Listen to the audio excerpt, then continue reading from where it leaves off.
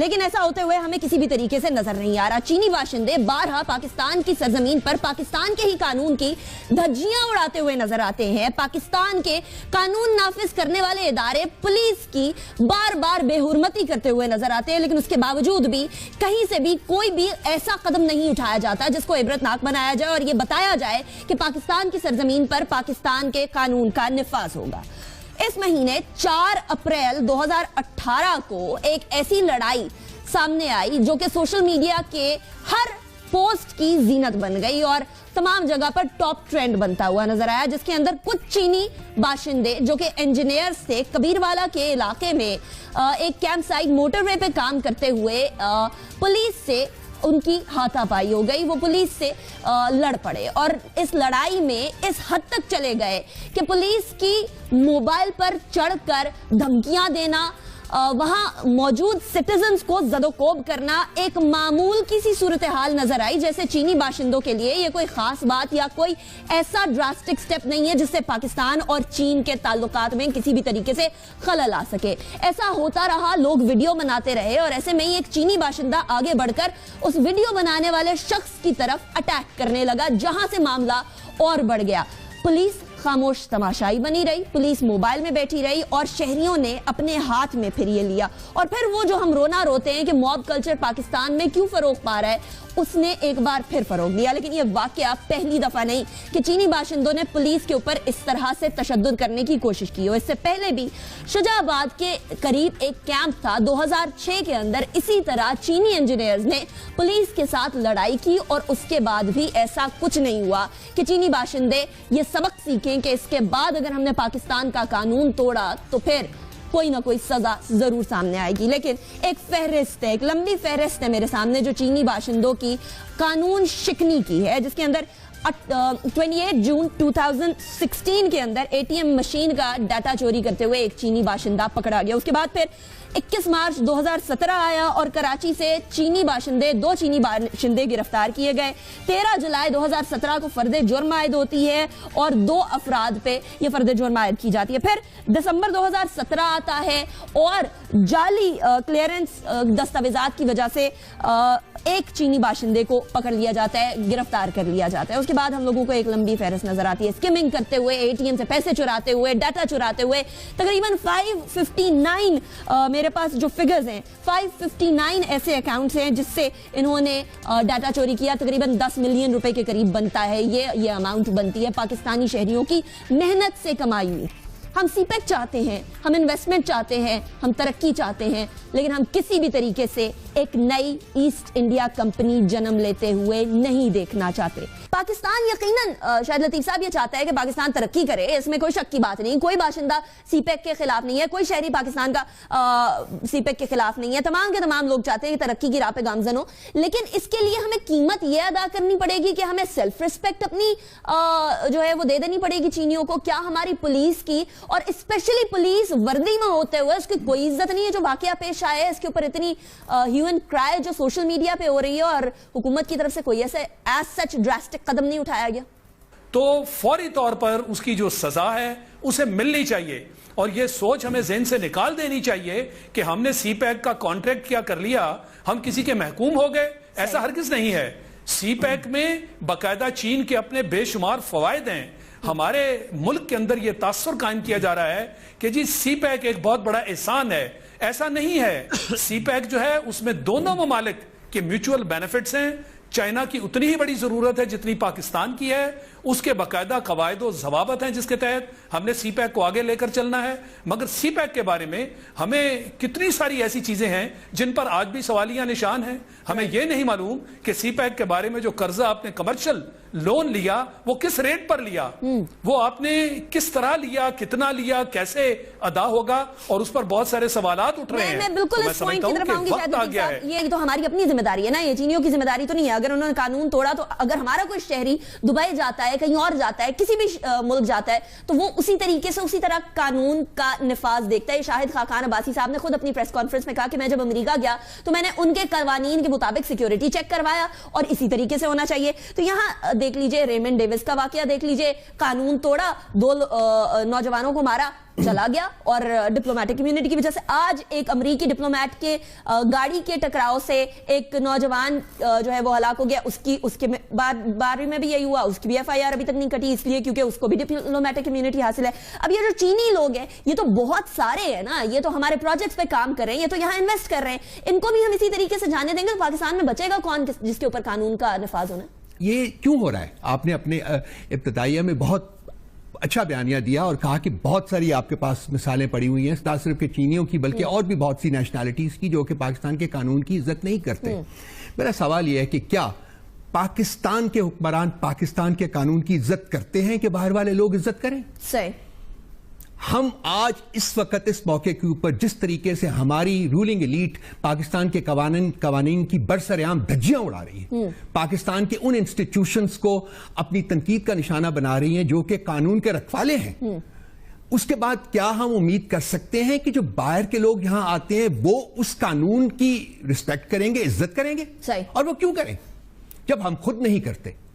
تیسری بات, ذہنیت. ہم لوگ غلامی سے نکل تو آئے ہیں لیکن صرف برائے نام نکلے ہیں. آج تک ہماری ذہنیت جو ہے وہ غلامانہ ہے, اور اس غلامانہ ذہنیت کی جو پرپیچویشن ہوئی ہے وہ اس لیے ہوئی ہے کہ ہم ریجنلی اور انٹرنیشنلی ٹوٹلی آئسولیٹڈ ہیں اس وقت. میں شاید لطیف صاحب کی بسط عزت اس بات سے اگری نہیں کرتا جو کہ انہوں نے فرمائی تھی. پاکستان اس وقت آئسولیٹڈ ہے اور پاکستان ٹوٹلی ڈیپینڈنٹ ہے چین کے اوپر. ڈیپینڈنس ہم لوگوں نے خود کریٹ کر لی نا, یہ ہمارے اپنی قصور ہے کہ ہم نے فارنر سے 4 سال نہیں لگایا. کہ اس وقت پاکستان کا اگر کوئی واحد دوست ہے 1-2 اور دوستوں کے علاوہ وہ چین ہے. پاکستان کا اکنامک فیوچر ڈیپینڈ کرتا ہے چین کے اوپر, پاکستان کی سولونسی ڈیپینڈ کرتی ہے چین کے اوپر, اور آئندہ 2-3 مہینوں میں جو فائنینشیل سچویشن بننے والی ہے انیکا وہ بنے گی جب تو نظر آئے گا. تقریباً $9.5 بلین آپ کو چاہیے اپنے لونز اور لونز کے اوپر جو انٹرسٹ ہے وہ واپس کرنے کے لیے. پیسہ سوالیہ نشان ہے کہ کہاں سے آئے گا, پیسہ واپس بھی کرنا ہے اور یہ ایک بات کو میں ریٹریٹ کروں گا کہ پاکستان کو ابھی تک نہیں پتا کہ کن ٹرمز اینڈ کنڈیشنز کے اوپر یہ پروجیکٹ انٹروڈیوس کیا گیا. پاکستانیوں کو نہیں پتا, ہمیں نہیں پتا. پتا نہیں جی, گورنمنٹ کو پتا کہ نہیں پتا, مجھے تو نہیں پتا, اور کسی اور پاکستانی کو نہیں پتا. شاید گورنمنٹ کو بھی پورا نہیں پتا ہو, ان کو بھی نہ پتا ہو کہ کیا وہ کر رہے ہیں. اس حد تک مس رول اور لیک آف گورننس ہے اس ملک میں کہ ہم لوگوں نے ہر چیز کو پولیٹیسائز کر کے رکھ دیا.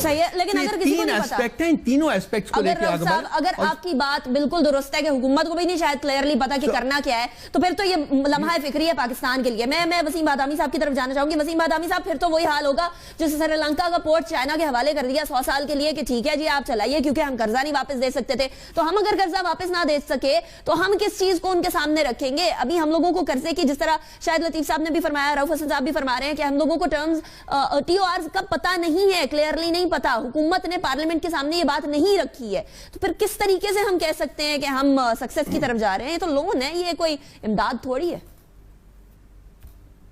یہ ویژولز نیکا بہت ڈسٹربنگ ہے. یہ وہ جناب پولیس کی گاڑی پہ چڑھا ہوا ہے, یہ ہوا وہ ہوا, اگر اس کو ابھی سے ہم نے نہ روکا یہ مصیبت بن جائے گی. آپ یہاں کراچی کے لوگوں سے پوچھیں, یہ افغان آبادیاں ہمارے لیے نو گو ایریا بن گئی تھی, کس طرح سڑکوں پر بدماشیاں ہوتی تھی اور ہم ایسے کھڑے ہوئے دیکھتے رہتے تھے یار کچھ نہیں کر سکتے اس کو ابھی روک لیں معاملے کو, ورنہ یہ بھی ہاتھ سے نکل جائے گا سارا سلسلہ. اور یہ ہاتھ سے نکل گیا پھر اس کو سنبھالنا اس لیے مشکل ہو جائے گا, کیونکہ جس طرح رؤف حسن صاحب فرما رہے ہیں کہ ہماری ڈیپینڈنسی بڑھتی چلی جا رہی ہے چائنا کے اوپر. شاہد لطیف صاحب, اب جس طریقے سے ہم دھڑا دھڑ چھوٹ دیے جا رہے ہیں, انہیں ہم لوگوں نے کسٹم ڈیوٹی پر چھوٹ دی ہے 40 سال, ہم نے پورٹ بنانے کی کسٹم ڈیوٹی کے اوپر چھوٹ دی ہے 23 سال, ہم نے ملتان سکر سیکشن پہ چھوٹ دی ہے 11 بلین روپے, 11 بلین, اور سیلز سٹیل کے اوپر کی مصنوعات پر ٹیکس کی چھوٹ دی ہے ہم نے 11 بلین روپے. یہ تمام کی تمام فیکٹس فگر سامنے ہیں. اتنی چھوٹ اگر پاکستانیوں کو ملتی تو غالباً ہم لوگ کافی دن دگنی رات چگنی ترقی کر سکتے تھے اکنامکلی. دیکھیں, میں اسی بات کی طرف اشارہ کر رہا تھا. یہ جو رؤف صاحب نے بات کی کہ وہ مجھ سے اگری نہیں کرتے, ہم ٹوٹلی ڈیپینڈنٹ ہے چائنا پہ. اگر یہ ہمارا مائنڈ سیٹ ہے, اگر یہ ذہنیت ہے, تو پھر جو چائنا کر رہا ہے وہ تو ٹھیک کر رہا ہے. ہم نے اپنے عوام میں, اپنی حکومت, اپنے ملک کے لیول پہ یہ ہرگز تاثر نہیں پیدا کرنا, اور نہ ایسا ہے کہ ہم کسی کے محکوم بن گئے. یہ 2 ملکوں کے درمیان ایک کانٹریکٹ ہو رہا ہے. اگر وہ ہماری مدد کر رہے ہیں تو ہم کیا گوادر پورٹ بنا کے ان کی مدد نہیں کر رہے؟ ہمیں نہیں معلوم کہ ویسٹ کو ڈیولپ کرنے کے لیے وہ کتنا فاصلہ ان کا کم ہو رہا ہے, سی روٹس میں کس حد تک کمی آ گئی, کیا یہ ہمیں نہیں بتانا چاہیے اپنے لوگوں کو؟ اس لیے اس طرح کی ذہنیت کا پیدا کرنا کہ چونکہ ہمارا انحصار چائنا پہ ہے لہٰذا وہ جو کہیں وہ ٹھیک ہے، اور اس کا نقشہ آپ نے دیکھ لیا کہ سیکیورٹی تک کے معاملے میں انہوں نے جو رولز کی وائلیشن کی، یہ اس کی اجازت نہیں ہونی چاہیے۔ میں نے اب پھر سے وہ JF-17 کا ذکر کیا، میں اس کا چیف پروجیکٹ ڈائریکٹر تھا۔ ہماری جب آپس میں بات چیت شروع ہوئی تو اس کے اوپر جب کو پروڈکشن کی بات آئی، حالانکہ وہ لیڈ پارٹنر تھے، مگر اس کے اندر 58% حصہ پاکستان کو لے کے دیا اور 42% حصہ ہم نے چین کو دیا۔ یہ ہم نے کیا، یہ ہمارا ایک رول ماڈل ہے، یہ جو کانٹریکٹ ہم نے کیا۔ تو ایسا ہرگز نہیں ہے، اگر چین ہماری مدد کر رہا تھا وہ ایک فائٹر جہاز بنانے میں تو ہم بھی ان کی مدد کر رہے تھے۔ ہماری جو برین تھا وہ سافٹ ویئر جس کو آپ برین ویئر کہہ سکتے ہیں، تو یہ دونوں معاملات آپس میں ایسے ہوتے ہیں میز پر بیٹھے ہوئے جب آپ ڈسکشنز کرتے ہیں کہ کبھی بھی یہ احساس دوسری کو پارٹی کو آپ نہ دلائیں کہ ہم جناب آپ کی غلامی قبول کرنے جا رہے ہیں۔ یہی معاملہ ہمارا لون کے معاملے میں ہے کہ جو کمرشل لونز لیے وہ بڑی کم ریٹس پر ملا کرتے ہیں، مگر سننے میں جو آ رہا ہے وہ بڑے ہائی ریٹس پہ کمرشل لونز ہمیں دیے گئے ہیں۔ پھر سے ہم شاید اس احساس کمتری میں اس کا ہم شکار ہیں کہ جی جیسے بھی لون ملتا ہے لے لو، اور ایک تاثر یہ بھی پیدا کیا گیا کہ جناب وہ ہماری مدد کر رہے ہیں، ان سے ساری انویسٹمنٹ آ رہی ہے۔ یعنی اپنی ساری چیزوں پر ہم نے خود سے ایک طرح سے کور ڈالا ہوا ہے اور اس کو دنیا کے سامنے آنے نہیں دے رہے۔ تو پھر ایسے ہوگا جو آپ کرنے جا رہے ہیں، اور آئندہ آنے والے دنوں میں وہ جو آپ نے سری لنکا کی مثال دی وہ آپ کے سامنے ہے۔ ہمیں ہر وہ چیز جو کانٹریکٹ میں لکھی ہے ہم نے اس کا پاس رکھنا ہے، اور دونوں ملک جو ہیں وہ ایکول لیول پر ہے کہ ہم نے ایک دوسرے کو ٹریٹ کرنا ہے۔ یہ کبھی بھی احساس نہیں ہم دے سکتے کہ جناب ہم کسی دوسری پوزیشن میں ہیں۔ شاید چائنا جو ہے ہمیں اس کی ضرورت ہے، لیکن کیا ہماری ضرورت بھی چائنا کو نہیں ہے؟ کیا ہم اس بات پہ گھٹنے ٹیک سکتے ہیں کہ وہ ہماری وردی کے اندر موجود پولیس والوں کو اس طرح زد و کوب کرنے کی کوشش کریں، اور وہ پولیس والے جو ان کی اپنی سیکیورٹی پہ مامور ہیں؟ دیکھیں، یہ بالکل اجازت نہیں دی جا سکتی جو کہ وہ ہمارے قوانین کی دھجیاں بکھیریں جس طریقے سے اس ویڈیو میں نظر آ رہا ہے۔ یہ میں نے اس میں اپنے میں کہا تھا، اور لیکن میں نے اس کے ساتھ ساتھ 2 پرووائزرز لگائے تھے کہ ساری دنیا کو پتا ہے کہ ہم اپنے قوانین کی دھجیاں کس طریقے سے بکھیرتے ہیں۔ کنسیکوینٹلی ہم نے ایک ریشنل کریٹ کیا ہوا ہے نا کہ باقی لوگ بھی پھر شہ لیتے ہیں کہ آئے، لیکن اس کے باوجود بالکل نہیں، جیسا کہ میں نے آپ کو کہا تھا کہ وہ جو ریکمنڈیشنز آئی ہیں ان کے اوپر منوعان عمل ہونا چاہیے، جو اس کی انکوائری کمیٹی کی ریکمنڈیشنز آئی ہیں، لیکن وہ بہت مشکل لگتا ہے۔ میں نے لفظ جو بات کرنا چاہتا ہوں، اور یہ شاید آپ کا جو سوال ہے اس میں ایکسپلین ہو جائے، میں نے لفظ محکومیت نہیں استعمال کیا تھا، میں نے لفظ ڈیپینڈنس استعمال کیا تھا۔ کیوں یہ ڈیپینڈنس ہمیں اتنی زیادہ ڈومیننٹ نظر آ رہی ہے؟ وہ اس لیے ہوئی ہے کہ جو ہماری ذہنیت ہے رولنگ ایلیٹ کی وہ محکومانہ ہے، اور وہ ہر چیز کو پولیٹیسائز کر کے کرتے ہیں۔ آج 2-3 باتیں میں آپ کے ساتھ کرنا چاہوں گا۔ مثلاً جو پاکستانی کمپنیز کو کیا ان سارے درجنوں کانٹریکٹس میں سے کوئی ایک کانٹریکٹ بھی ملا ہے؟ صحیح۔ اور آپ نے ان کو یہ کمٹمنٹ دی ہے جی کہ ہم کوئی ٹینڈرنگ نہیں کریں گے، آپ کے اپنے قوانین کی اٹر وائلیشن ہے وہ۔ آپ گورنمنٹ آف پاکستان کوئی کانٹریکٹ نہیں ایوارڈ کر سکتی جب تک کہ اس کی ٹینڈرنگ نہ ہو، اور آپ کم از کم 3 جو ہیں انپٹس آپ کے پاس نہ آئیں اور پھر ان کو آپ ایویلویٹ کریں تو وہ کریں۔ تو کیا ایک بھی پاکستانی کمپنی کو ٹینڈر دیا ہے؟ یہ آپ کی کمٹمنٹ ہے کہ نہیں ملے گا؟ تمام ٹینڈرز جو ہیں وہ چائنیز کمپنیز کو ملیں گے۔ قانون کے خلاف کمٹمنٹ کر کیسے سکتے ہیں؟ خود آپ نے کی ہے۔ نمبر 1 پارلیمنٹ کے سامنے یہ بات رکھی گئی یا نہیں؟ نہیں۔ نمبر 2 جو ریٹس ہیں جو ان کو دیے جا رہے ہیں، میری انڈرسٹینڈنگ ہے کہ وہ آپ کے لوکل ریٹ سے بہت زیادہ ہیں۔ اس کے بارے میں کوئی آپ نہیں بتا رہا آپ کو کہ وہ ریٹس کیا ہیں۔ تیسرا، جو لونز لیے گئے ہیں، 2 منٹ دیجئے گا، جو لونز لیے گئے ہیں ان کے انٹرسٹ جو ہے جس کا ذکر شاید لطیف صاحب نے بھی کیا ہے، میری انپٹ یہ ہے کہ ایگزوربیٹنٹ ہیں، وہ 7, 7.5, 8% تک ریٹس ہیں، جبکہ آپ باقی جو انٹرنیشنل آرگنائزیشن سے لونز آپ لیتے ہیں وہ اس کے اوپر بہت کم کپڑ ہے۔ سو چیزیں جو ہیں وہ اس طریقے سے آپ ایویلویٹ کریں کہ ہماری ڈیپینڈنس جو ہے چائنا کے اوپر بنا دی گئی ہے، جو اس کو جو نیریٹو کریٹ کیا گیا وہ یہ ہے، اس میں آگے جا رہے ہیں کہ یہ جو ہے پاکستان، اگر چین اس وقت نہ ہوتا، جو رولنگ پارٹی ہے وہ یہ کریڈٹ لینا چاہتی ہے کہ جی چین کے ساتھ سی پیک کروانے والے ہم ہیں، اور اگر ہم نہ کرتے تو پاکستان تباہ ہو جاتا۔ یہ ایک ڈائریکٹو ہے، یہ وہ محکومانہ ذہنیت ہے جس کی میں بار بار بات کر رہا ہوں۔ یہ تمام چیزیں پارلیمنٹ میں کیوں نہیں آئی؟ امریکہ کی بات کر لیں، کسی اور ملک کی بات کر لیں، وہاں تو یہ تمام چیزیں پارلیمنٹ کے سامنے آتی ہیں، پارلیمنٹیرینز اس کو الاؤ کرتے ہیں یا الاؤ نہیں کرتے۔ ہماری پارلیمنٹ صرف دکھاوے کے لیے، صرف شو آف ہے۔ سب سے بڑی پرابلم یہ ہے نا کہ ہمیں اب یہ اس کا تعلق ہماری داخلی سیاست سے بن جاتا ہے، اگرچہ ہم بات چائنا کے کانٹیکس میں کر رہے ہیں، لیکن اس سوال کے جواب میں مجھے یہی کہنا پڑے گا کہ ہمیں ووٹ کو تقدس دو، پارلیمان کو عزت دو۔ پارلیمان کو عزت دینا کب یاد آتی ہے؟ جب عمران خان پارلیمان کے باہر دھرنا دے کر بیٹھا ہوا ہوتا ہے۔ ووٹ کا تقدس کب یاد آتا ہے؟ جب آپ نیب کے کیسز میں پھنس جاتے ہیں، ورنہ تو شہباز شریف صاحب پنجاب میں نہیں جاتے تھے، نواز شریف صاحب یہاں پر نہیں آتے تھے۔ تو ڈیموکریسی صرف جو ہے وہ کچھ دکھاوے کا نام نہیں ہے، یہ ایک مائنڈ سیٹ ہے جو کہ آپ کے ایکشن سے ظاہر ہوتا ہے، وہ تو کبھی ہوا ہی نہیں ہے۔ ورنہ اگر پارلیمان کی قوت آپ کے پیچھے کھڑی ہو تو آپ بڑا اچھا نیگوشیٹ بھی کر سکتے ہیں، آپ بہت اچھی ڈیل بھی کر سکتے ہیں، چونکہ آپ کہہ سکتے ہیں کہ بھائی میں ایک فرد واحد نہیں ہوں، میرے ملک میں جمہوریت ہے، مجھے ہر معاملے میں اپنی پارلیمان کے پاس جانا پڑے گا۔ لیکن پارلیمان کی عزت کا ہم قصیدہ اور نصیحت اسی وقت پڑھتے ہیں جب ہم خود پھنستے ہیں، جس کی وجہ سے جو ہے وہ ون ونڈو آپریشن ہوتا ہے اور بعد میں اس طرز کے سارے مسائل ہوتے ہیں جس پر آپ اس وقت بات کر رہی ہیں۔ صحیح، تو پھر اگر ہم یمن کے معاملے میں پارلیمنٹ میں جا سکتے تھے تو ہم اس معاملے میں پارلیمنٹ میں کیوں نہیں جا سکتے تھے؟ کیا ہم چوز کرتے ہیں کہ پارلیمنٹ میں کس چیز پہ جانا ہے، کس چیز پہ نہیں جانا؟ جو دل کیا اس کے اوپر چلے گئے، جو دل نہ کیا اس کے اوپر کہا کہ ٹھیک ہے پارلیمنٹ چنے بیچے۔ اور دیکھیں نا یمن کے معاملے میں جب گئے تو ایک اچھی فیس سیونگ، ایک اچھا نیریٹو بلڈ ہوا نا۔ بات وہی ہے کہ جہاں ہمیں لگتا ہے کہ جناب کچھ اپنے معاملات بھی اس حوالے سے بہتر ہو جائیں گے، وہاں اب اگین وہی والی بات ہے، یہ یمن آپ نے چائنا کا معاملہ کی بات کی، بٹ ٹیکس ایمنسٹی اسکیم بھی ایک ایسی جماعت جس کا آج کل نیریٹو ہی ہے کہ ووٹ کو عزت دو، تو اس کے وزیر اعظم نے پارلیمان کو سرپاس کرتے ہوئے جناب کیوں ٹیکس ایمنسٹی اسکیم کا اعلان کر دیا؟ پارلیمان میں ایک ہیلدی ڈیبیٹ ہو جاتی، اس کے بعد اعلان ہو جاتا اس کا، یا مسترد ہو جاتی، جاتے جاتے کیوں اعلان کر دیا؟ جب آپ اس طریقے کی باتیں کرتے ہیں تو میں کانسپیریسی تھیوریز پہ بلیو کرنے والا آدمی نہیں ہوں، لیکن پھر یہ امپریشن بنے گا کہ آپ کے ذاتی مفادات ہیں، اس لیے آپ جو ہے وہ پارلیمان کو سرپاس کر کے اپنے فیصلے کر دیتے ہیں، چاہے وہ چائنا کو سرٹن معاملات میں کچھ ریلیف دینے کا معاملہ ہو یا لیٹسٹ معاملہ ٹیکس ایمنسٹی اسکیم کا ہو۔ صحیح، ٹھیک ہے۔ اور وہ ایمنسٹی اسکیم کے اوپر بھی جو فائنینشیل ایکشن ٹاسک فورس ہے اس نے کچھ سوالات اٹھا دیے ہیں، مفتاح اسماعیل صاحب جس کو بھی حل کرنے کی کوشش کر رہے ہیں، وہ بھی ایک نیا سچویشن کریٹ ہو رہی ہے۔ لیکن یہ چینی باشندے، چینی انجینئرز ہوں، جو مرضی ہو، چاہے چینی وزیر اعظم ہو یا چینی پریزیڈنٹ ہو، قانون سب کے لیے ایک برابر ہوتا ہے۔ میں نے جس طرح پہلے بھی عرض کی تھی کہ ہمالیہ سے اونچی ہے، شہد سے میٹھی ہے، سمندر سے گہری ہے، لیکن قانون سے بالاتر نہیں ہے یہ دوستی۔ قانون کی بالادستی جب تک نہیں رہے گی تو پھر آپ ایک اور ایسٹ انڈیا کمپنی دیکھیں گے۔